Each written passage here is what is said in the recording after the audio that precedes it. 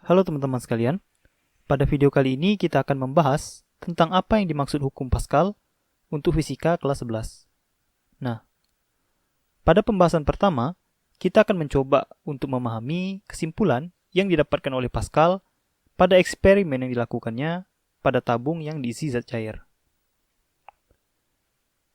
Dari eksperimen yang dilakukan oleh Pascal, didapatkan sebuah hukum fisis yang dinamakan sebagai hukum Pascal yang berbunyi apabila sebuah wadah yang berisi fluida atau zat cair diberikan tekanan sebesar P, maka tekanan P ini akan diteruskan ke seluruh bagian dari fluida tanpa mengurangi besarnya tekanan P tersebut. Nah, sebagai contoh, misalkan sebuah tabung kaca diisi oleh zat cair atau fluida dengan kerapatan ρ. Pada awalnya, kita tutup tabung sehingga udara tidak bisa masuk. Dari tekanan hidrostatis, kita ketahui bahwa pada masing-masing kedalaman, nilai tekanan akan berbeda. Semakin dalam, tekanan akan semakin besar. Nah, besarnya tekanan pada P1, P2, dan P3, jika kita tuliskan dalam bentuk persamaan, adalah sebagai berikut. P1 bisa dihitung dengan cara mengalihkan ρ dengan G dan H1. P2 dapat diperoleh dengan cara mengalihkan ρ, G, dan H2. Dan P3 dapat diperoleh dengan mengalihkan ρ, G, dan H3. Dengan H1, H2, dan H3 adalah masing-masing kedalaman yang ditinjau. Nah, selanjutnya, bagaimana jika kita buka tutup tabung kaca tersebut? Saat tutup tabung dibuka, secara spontan, udara akan masuk dan memberikan tekanan sebesar Pu sama dengan 10⁵ Newton per meter kuadrat pada permukaan zat cair. Nah, bersesuaian dengan hukum Pascal, tekanan yang dirasakan oleh permukaan fluida atau zat cair ini akan diteruskan ke bawah dengan besar yang sama tanpa mengurangi tekanan Pu tersebut atau tekanan udara tersebut. Dampak diteruskannya tekanan udara ke seluruh bagian fluida adalah bertambahnya tekanan pada masing-masing kedalaman di fluida. Nah, jika kita hitung, misalkan kita ingin hitung P1, P2, dan P3, maka besarnya P1 sekarang itu adalah penjumlahan dari tekanan udara ditambah ρ GH1. Nah, tekanan P2 sekarang merupakan penjumlahan dari tekanan udara ditambah ρ GH2. Dan tekanan P3 pada dasar itu sama dengan tekanan udara ditambah ρ GH3. Nah, sebagai contoh, mari kita coba bandingkan besar tekanan saat tabung ditutup dengan saat tabung dibuka. Kita akan coba hitung ya.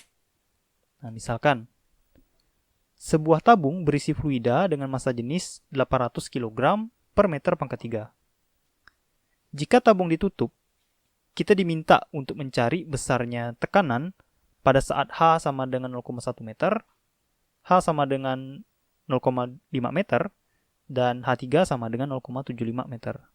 Nah, setelah kita hitung tekanan hidrostatis saat ditutup, kita juga akan mencari besarnya tekanan hidrostatis saat tabung ini dibuka. Pertama-tama kita hitung dulu besar tekanan hidrostatis saat ditutup. Besarnya tekanan pada P1 itu sama dengan ρ dikali G dikali H1. Nah, besarnya tekanan P1 itu sama dengan 800 dikali 10 dikali 0,1 kedalaman H1-nya ya. Nah, dari perhitungan kita dapatkan besarnya tekanan di P1 saat tabung tertutup itu adalah 800 Newton per meter kuadrat. Untuk tekanan 2 caranya juga sama, kita kalikan ρ, massa jenis dari fluida, dikali G dan dikali kedalaman H2. Di sini kedalaman H2-nya sama dengan 0,5. Jadi untuk P2 kita tinggal kalikan 800 kali 10 kali 0,5. Dan kita dapatkan besarnya tekanan P2 itu sama dengan 4000 Newton per meter kuadrat. Oke. Dan yang P3 atau tekanan pada dasar itu merupakan perkalian dari ρ dikali G dikali H3. Nah, besarnya H3 itu sama dengan 0,75, maka besar dari P3 pada saat tabung ditutup itu adalah 6.000 Newton per meter kuadrat. Nah, pada kasus selanjutnya kita akan coba buka ya. Kita coba buka tutup ini. Dan sekarang tekanan udara akan masuk ke dalam tabung. Nah, besarnya tekanan hidrostatis saat tabung dibuka atau tutup tabung dibuka adalah untuk P1 pada ketinggian H1, besarnya tekanan P1 itu sama dengan PU atau tekanan udara ditambah rho GH1. Di sini diketahui tekanan udara itu 10⁵ Newton per meter kuadrat dan rho GH1 itu merupakan perkalian dari 800 kali 10 kali H1-nya 0,1. Nah, setelah ini kita kalikan dan kita jumlahkan 10⁵, kita dapatkan besarnya tekanan pada ketinggian 1 atau kedalaman 1 itu sama dengan 1,008 kali 10⁵ Newton per meter kuadrat. Nah, ini lebih besar ya daripada 800 Newton per meter kuadrat. Selanjutnya, pada tekanan 2, P2 ketika si tabung dibuka, total tekanan pada kedalaman 2 itu sama dengan PU ditambah rho dikali G dikali H2. Yang dimana H2 ini merupakan kedalaman dari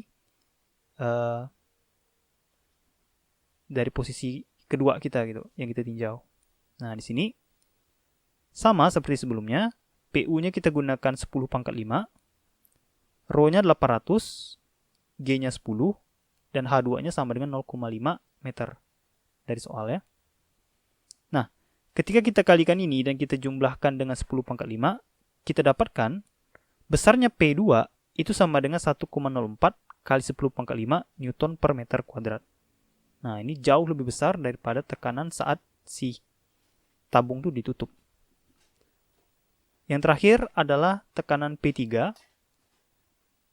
Sama seperti sebelumnya, total tekanan yang dirasakan oleh P3 itu sekarang, dikarenakan dibuka tutupnya, merupakan penjumlahan dari tekanan udara ditambah tekanan hidrostatis pada kedalaman 3. Nah, jadi P3 sama dengan PU ditambah rho GH3.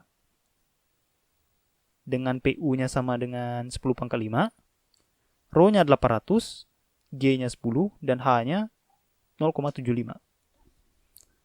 Dari perhitungan kita dapatkan besarnya P3, ini P3 ya, bukan P2, besarnya P3 itu sama dengan 1,06 kali 10⁵ Newton per meter kuadrat.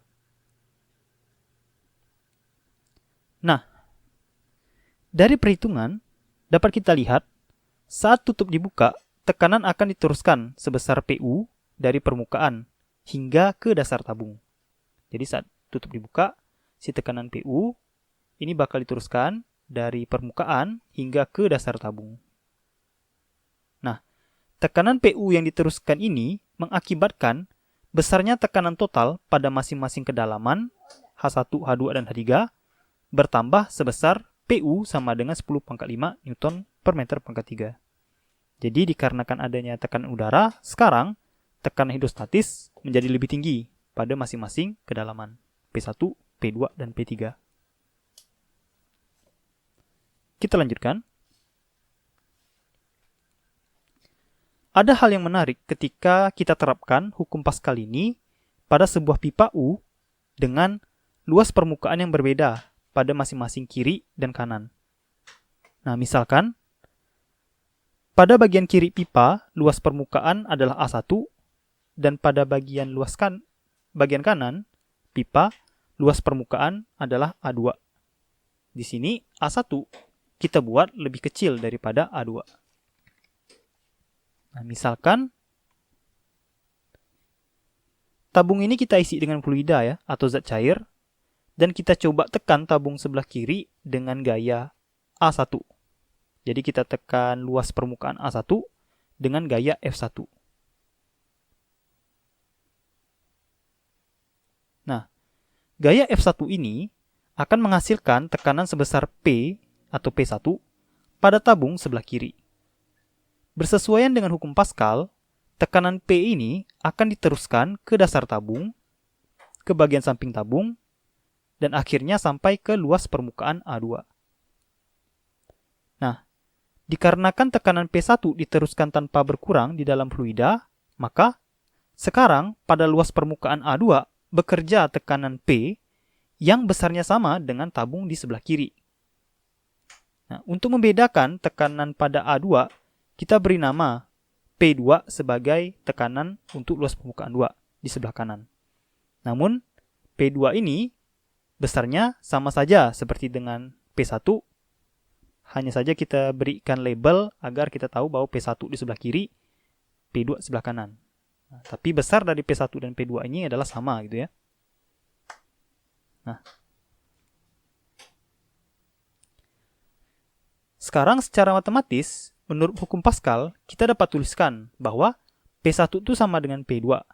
Nah, dengan P1 itu merupakan F1 dibagi A1, gaya yang bekerja pada luasan 1, dan P2 itu sama dengan gaya yang bekerja pada luasan 2, maka kita bisa menghitung nih, berapa besar gaya yang bekerja pada F2 apabila kita berikan sebuah gaya F1 pada luas permukaan 1.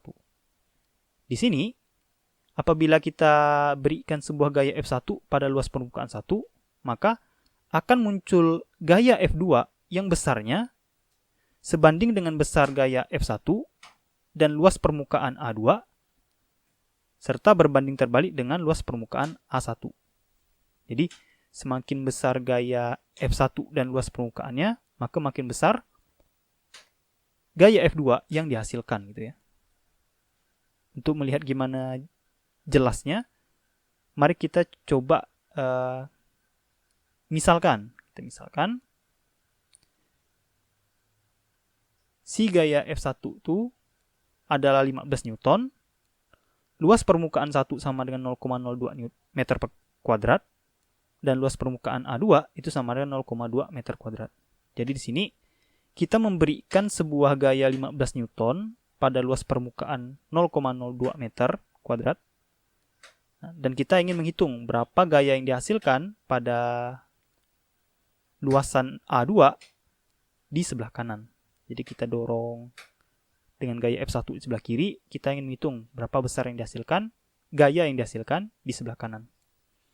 Nah, di sini besarnya F2 itu bisa dihitung sebagai F1 dikali A2 per A1. F1-nya itu sama dengan 15 Newton, A2-nya sama dengan 0,2 meter kuadrat, dan A1-nya sama dengan 0,02 meter kuadrat.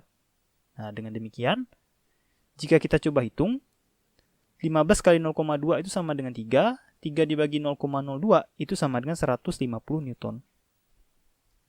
Nah, dari perhitungan, kita dapatkan saat kita memberikan gaya 15 Newton pada tabung sebelah kiri atau tutup sebelah kiri, ternyata pada tutup sebelah kanan akan terhasilkan gaya sebesar F2 sama dengan 150 Newton. Nah, gaya yang dihasilkan pada luas permukaan 2 ini 10 kali lebih besar daripada gaya yang kita berikan. Jadi, dengan menerapkan hukum Pascal pada tabung U ini, kita bisa memberikan gaya yang minimal untuk menghasilkan gaya yang maksimal gitu ya. Jadi gaya kecil yang kita berikan dapat berdampak pada besarnya timbulnya besar gaya pada luas permukaan 2. Gayanya kecil masuk, gaya keluar besar. Nah, seperti itu. Sebenarnya ada aplikasi lain lagi untuk hukum Pascal ini, seperti dongkrak hidrolik, mesin pres, dan rem hidrolik. Namun untuk dongkrak hidrolik, mesin pres, dan rem hidrolik mungkin akan kita bahas di video berikutnya ya. Saat ini, di video ini kita bahas sampai sini dulu. Baiklah. Terima kasih sudah menonton. Sampai jumpa lagi di video berikutnya.